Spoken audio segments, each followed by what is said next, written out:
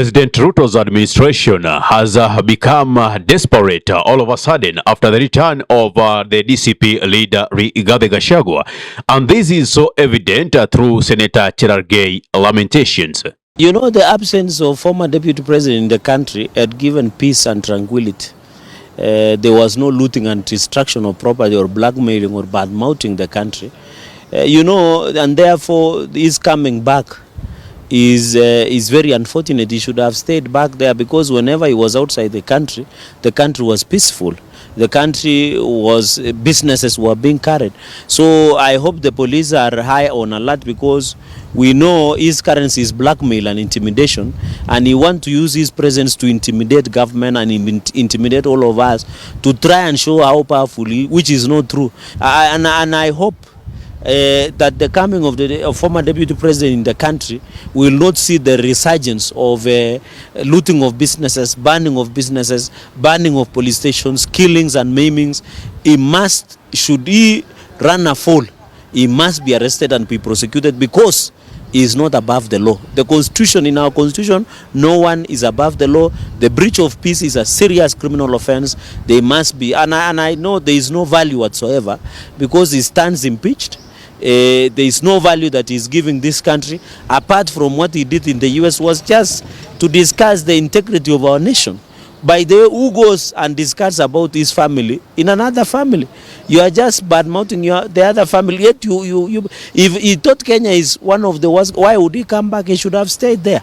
Well, Cherargei tends to bring a notion that it is Gachagua who is responsible for the chaos that do happen through the nation. But this is my question. Whenever there are state-sanctioned abductions, is Rigathi Gachagua the cause? Whenever there are extrajudicial killings, is Rigathi Gachagua the cause? Whenever bad laws and bills and policies are being passed in parliament, and the people of Kenya are not satisfied with such actions, is Rigathi Gachagua the cause? Whenever the people of Kenya feels they are dissatisfied with the running of the nation, is Rigathi Gachagua the cause? I mean, we've seen police brutality during the demonstrations. We've seen goons being hired to disrupt otherwise peaceful demonstrations and being, escorted by policemen. Do we still blame that on Rigathi Gachagua? Most of the things or the allegations that Gachagua has been bringing forth, actually, he's been vindicated. For instance, the issue of arms dealings with RSF. We've seen Ruto having meetings and allowing the RSF leader Hameti conduct meetings in KICC in Nairobi, Kenya. A few days later, we see documentaries on NTV and other international media actually showing weapons labeled or weapons belonging to the Kenyan security authorities in the hands of the militants in Sudan. Do we still blame Gachagua on this? Actually, that shows the level of desperation that Ruto's regime has gotten itself into, because now all they know, so long as Gachagua is around, he will always unearth those bad and crooked plans they are trying to put at hand to make sure that Kenyans are going through a very difficult time. I'm not saying Gachagua is perfect, but at least he's been in the system and we cannot take his word for granted. He's chaired cabinet meetings. He's been part of the cabinet meetings. And just like President Ruto says he's a consumer of raw intelligence, remember Gachagua was also part of consuming that raw intelligence. So whenever Gachagua speaks, he's speaking with authority, and that is what we want to listen to. And his speech elicits reaction. So whenever the government want to paint him in the bad picture by trying to uh, infiltrate protests by bringing in goons escorted by policemen to show the people that he is the bad one here, we cannot fall for that trap. And this is evident even as Dr. Peter Mbai narrates that just after Rigathi Gachagua landed, police were actually ready to arrest him. It is the supporters of Gachagua who literally picked Gachagua from the hands of the police. There was an altercation and drama for around 15 minutes. It is the supporters who actually prevented Gachagua's arrest. And we could to some extent say then the allegations that Cleophas Malala, the DCP deputy party leader, was saying that they tend to kidnap and inject him with some poisonous substance so that he could die a slow death like Kenneth Matiba. There's some truth into it. Anyway, let us listen to how the altercation in the Jomo Kenyatta International Airport was from Dr. Peter Mbai. Other side, where we were waiting for the party leader, then we got intelligence that they want to shift him to the other terminal, 1E. We were on the other side. So immediately we began running, all of us, right? We began running and got there. So when we got there, we began asking the police, why are they playing games with us? Because some of the people who are there on the other side had suddenly come to this other side, some police officers. So it became some serious altercation. Then people joined like 200-300. They began moving the police officers towards where the Rigathi Gachagua was. It was not easy because they were pushing and pulling all the way. Then there was a lot of drama. They mobilized police officers who began throwing everybody out, including Marara, Metu, everybody, all of us being thrown down the cliff, like, you know.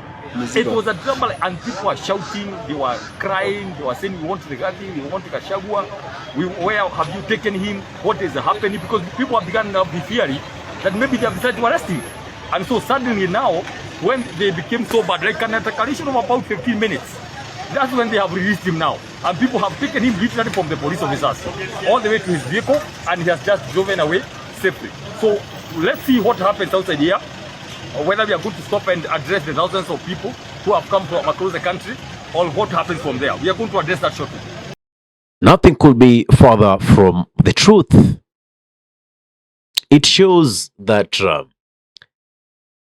on the opposition front, the man who is proving to be politically strong candidate to run the opposition is none other than Rigathi Gachagua. Why? When Gachagua was in the US, the opposition was blowing warm and cold. You could not tell whether there was an active opposition. And that actually was giving a breathing space for the government and the broad-based or bread-based government to function and continue with their mal plans. But the announcement of Rigathi Gachagua coming back, everything was almost coming to a standstill. That shows he is actually a movement.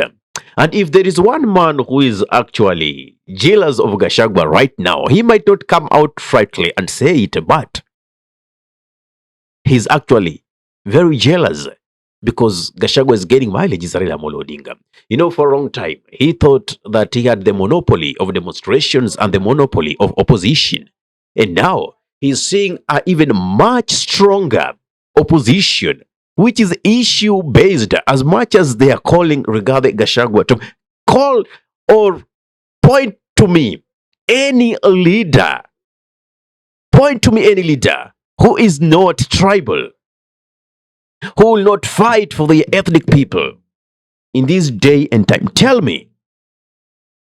So let us not take someone fighting for his people as a tribal. I mean, charity begins at home.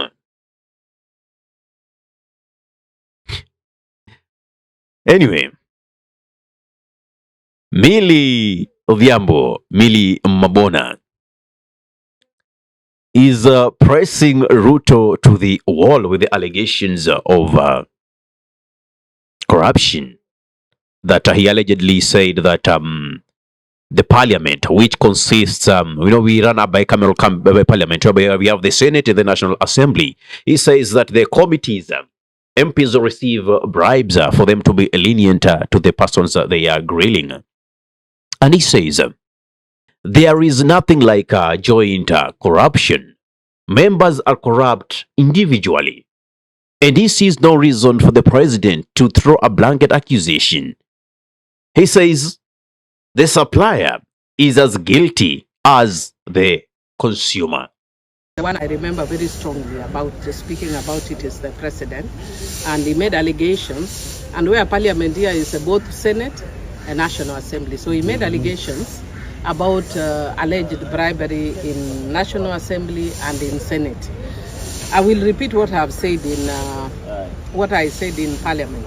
When you're talking about issues of corruption, there is no joint corruption. We don't have in the standing order number CG 100 that here under this section we will all be corrupt. There's nothing like that.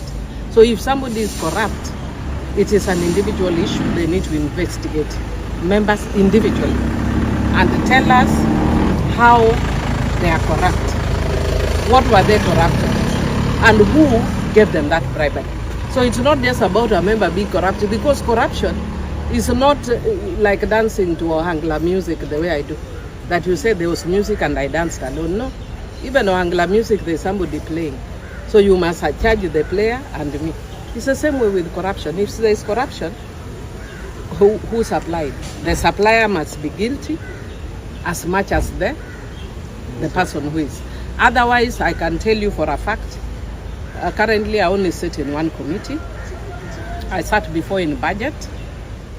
I do not see any situation, or I've never seen any situation of bribery where we are paid to do any work. Not in the committees I've served in recent times, even in the past. What more do I have to add? Most of us, if not all of us, know that the supplier that Millie is referring to here is none other than William Samoei Ruto. And the consumers are most of the lawmakers. Now, when we see Ruto lamenting, it means there has emerged another supplier with a much better deal. And so, he feels the MPs are no longer useful to his interest. And that is why he will do whatever it takes to dispense them. They have been used. It's their time to be dumped. Just as Gachagua earlier on warned us, or warned them. What's your take? What's your thought? Because that's my analysis. The government is shaken. Gachagua is back. From the issues in the JKA, he wanted to be arrested. From the issues of corruption that Millie speaks about, it shows how stained this government is. Give me your thought in the comment section below. If you're watching from my YouTube channel, kindly subscribe and press the notification button, so anytime that we are live or we upload content of this nature, you'll be the very first person to be notified. Ahmed Khalif is my name for the unscripted talks here in Dab Radio. Assalamu alaikum warahmatullahi wabarakatuh. Kwa timba kali za Afrika, Dab Radio ndio mpango mzima.